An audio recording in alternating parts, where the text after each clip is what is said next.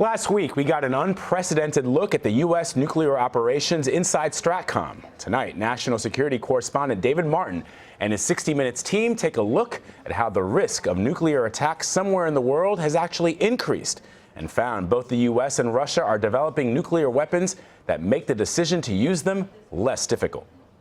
The B-52 can carry 20 cruise missiles, 6 under each wing and 8 in the bomb bay. So this is the rotary launcher, and it holds 8 air-launched cruise missiles within the internal bomb bay of the B-52. It's a tight fit, but the way it works is the launcher rotates, allows the weapon to release and send it on its way. So it's like the chamber of a revolver. Same idea, just much bigger bullets. As the most visible arm of the American nuclear arsenal, these bombers are meant to send a message to an international audience. We can put this aircraft anywhere we want, anytime we want, and both our allies and our adversaries take note. This is basically a nuclear show and tell. It's not just a show and tell, because it will deliver. Within the last 2 years, B-52s have begun sending that message directly to Russia, flying missions not seen since the Cold War. It started after Vladimir Putin changed history by invading an independent country, Ukraine, and seizing its republic of Crimea. The fact that military force would be used to change an internationally recognized border in the central part of Europe, that was new. Now retired, General Philip Breedlove was the supreme Allied commander in Europe when Russia took over Crimea. The invasion was carried out by so-called little green men, Russian soldiers wearing uniforms without insignia. But looming in the background were nuclear weapons. Was there ever any indication that Vladimir Putin was prepared to use his nuclear weapons in any way? Vladimir Putin said himself that he considered raising the alert status of his nuclear force. He had considered it? He said it himself. Putin said he had given an order to his military to be prepared to increase the readiness of his nuclear forces if the U.S. and NATO tried to block his takeover of Crimea. We were not looking for a fight, Putin said in this interview, but we were ready for the worst-case scenario. They see nuclear weapons as a normal extension of a conventional conflict. So to them, nuclear war is not unthinkable? I think to them the use of nuclear weapons is not unthinkable. It says so in their military doctrine signed by Putin in 2014. Russia shall reserve the right to use nuclear weapons in the event of aggression when the very existence of the state is in jeopardy. Putin has personally directed nuclear exercises which have increased in both size and frequency, according to Breedlove. More threatening? Certainly they get your attention. More aggressive? Clearly. And the U.S. responded with more aggressive exercises of its own. 1 year after Crimea, 4 B-52s flew up over the North Pole and North Sea on an exercise called Polar Growl. The B-52s were unarmed, but that little fin on the side of the fuselage identified them as capable of carrying nuclear weapons. What I plotted here are the 2 routes for these planes. Hans Kristensen, director of the Nuclear Information Project at the Federation of American Scientists, used Google Earth to show us the message that sent Russia. But each bomber can carry 20 cruise missiles, a maximum of them. So we're talking about potentially 80 cruise missiles that could have been launched against targets inside Russia at this particular time. Using the cruise missile's range of 1,500 miles, Kristensen plotted his own hypothetical lines showing how far they could potentially reach into Russia. And the endpoints of those red lines? Yes. Each of them go to a facility in Russia that could be a potential target for nuclear weapons. The Russians would look at that and see it as a dry run for an attack on targets inside Russia. I guess they can draw the conclusions that they need to draw. 80 cruise missiles in your face. It's a lot of firepower. Was that the message? That's a message, for sure.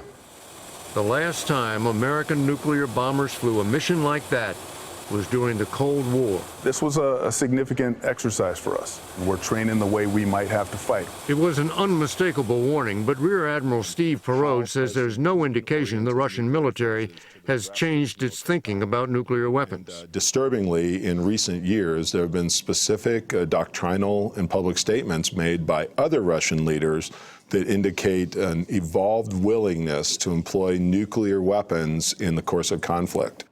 As Director of Intelligence for the U.S. Strategic Command, Perot spent the last 2 years gauging Russia's nuclear intentions. I think that they feel that fundamentally the West is sociologically weaker.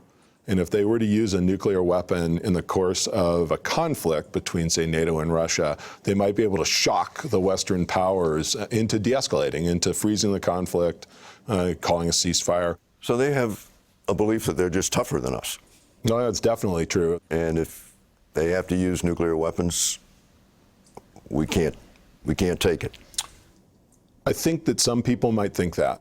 Perot is not talking about the Armageddon of an all-out nuclear war, which neither side could win, but the limited use of a few nuclear weapons which could convince the U.S. to back down.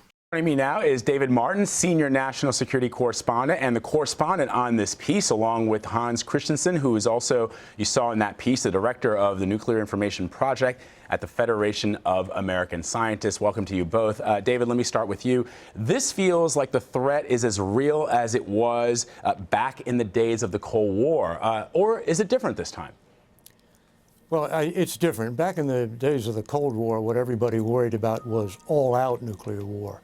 Now what they're talking about is the likelihood that a nuclear weapon will be used somewhere in the world.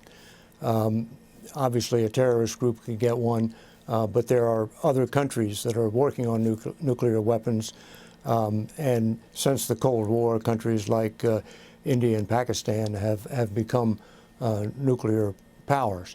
But the real concern, at least as far as the U.S. Strategic Command is concerned, which is the command that's in charge of American nuclear weapons, is that Russian military doctrine seems to be changing in a way that makes the use of a nuclear weapon more likely. They now see it, this is according to their writings and their own public statements, not so much as the last resort to be used only when all else fails, but as a weapon that can be used in a conventional conflict to suddenly shock the other side either into calling a ceasefire or to actually surrendering.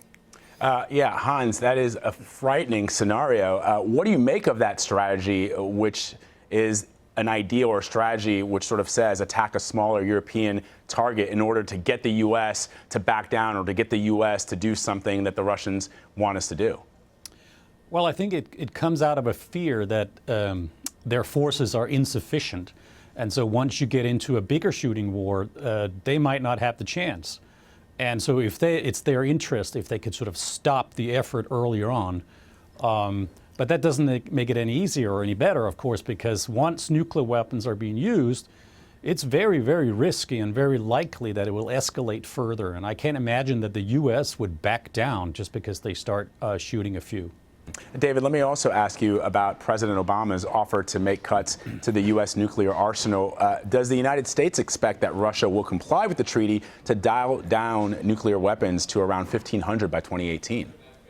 Oh, I think you can expect Russia probably to comply with that treaty for the simple reason that having 1,500 and under the strange counting rules used by these treaties, that 1,500 nuclear warheads is more like 2,000 or 2,500 warheads, but still it is a limit on the number. But the reason they agreed to that is they knew that was more than what they needed. And in fact, the Obama administration has said that we could go down to 1,000 without jeopardizing national security, 1,000 nuclear warheads instead of 1,500. But the politics make it impossible for the U.S. to make any unilateral reductions while the Russians are behaving the way they have been in the last 2 years since they invaded Crimea. So I expect that the number of warheads will remain at about 1,500 for the foreseeable future. But what's changing is the sophistication of the weapons. The delivery systems for those warheads are being modernized, and they're becoming more accurate. And if you have a more accurate weapon, that means you can have more confidence about using it and causing fewer civilian casualties. And although no U.S. official would ever say that that would make a decision to use a nuclear weapon easier, you can just see that it would, in the words of one person we interviewed, at least make it less difficult. Yeah, I got to say, frightening times. David Martin and Hans Kristensen, we thank you both. Thank you.